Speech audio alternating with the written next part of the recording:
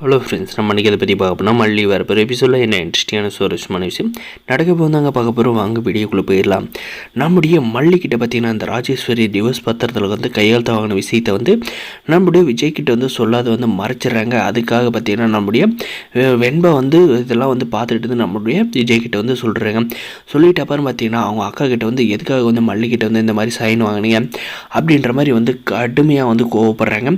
நான் தான் வந்து சைன் போட சொன்னால் அந்த மல்லிக்கு வந்து எங்கே போச்சு புத்தி அப்படின்ற மாதிரி வந்து கேட்குறாங்க.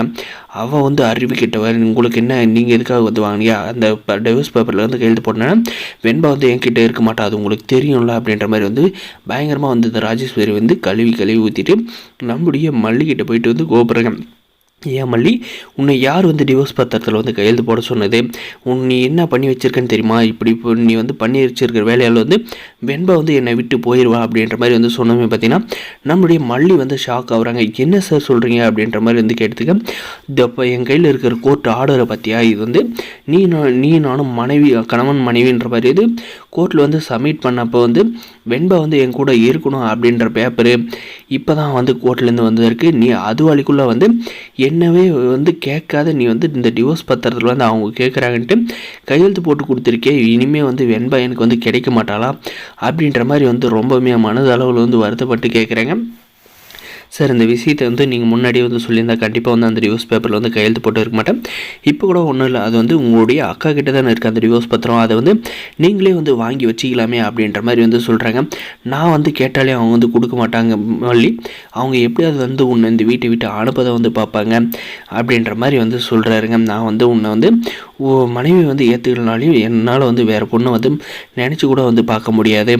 என் வெண்பா மட்டும் என் கூட இருந்தால் போதும். ஆனால் வந்து இப்போ நீ பண்ணியிருக்க வேலையால் வந்து அவளுமே வந்து எங்கூட இருப்பாளான்னு தெரியல, அவள் இல்லைனா நான் வந்து உயிரோடே இருக்க மாட்டேன் அப்படின்ற மாதிரி சொல்கிறாங்க.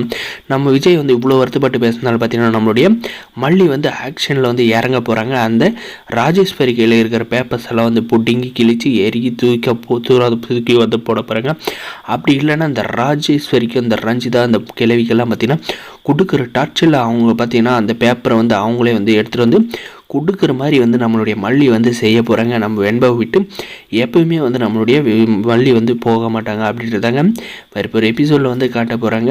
நம்மளுடைய விஜய்க்காக நம்மளுடைய மல்லி வந்து என்னென்ன செய்கிறாங்கன்றதெல்லாம் வந்து நம்முடைய விஜய் வந்து புரிஞ்சுக்கிட்டாருன்னா வந்து கூடிய சீக்கிரம் வந்து இவங்க 2 பேர் சேர்ந்து வாழ்கிறதுக்கான நிறைய வாய்ப்பு வந்து இருக்குங்க. வரப்போகிற எபிசோடில் இந்த மாதிரி தாங்க வந்து கொண்டு போகிறாங்க. இந்த வீடியோ பிடிச்சிருந்தால் லைக் பண்ணுங்கள், மறக்காத நம்ம சேனல் வந்து சப்ஸ்கிரைப் பண்ணி அந்த பெல் ஐக்கானை வந்து ஆனில் போட்டுவாங்க. அப்போ தான் நம்ம போகிற வீடியோ எல்லாமே வந்து உங்களுக்கு வந்து நோட்டிஃபிகேஷனாக வந்து வருங்க. முடிஞ்ச வரைக்கும் ஸ்கிப் பண்ணாத பாருங்கள். தேங்க்ஸ் ஃபார் வாட்சிங் கைஸ்.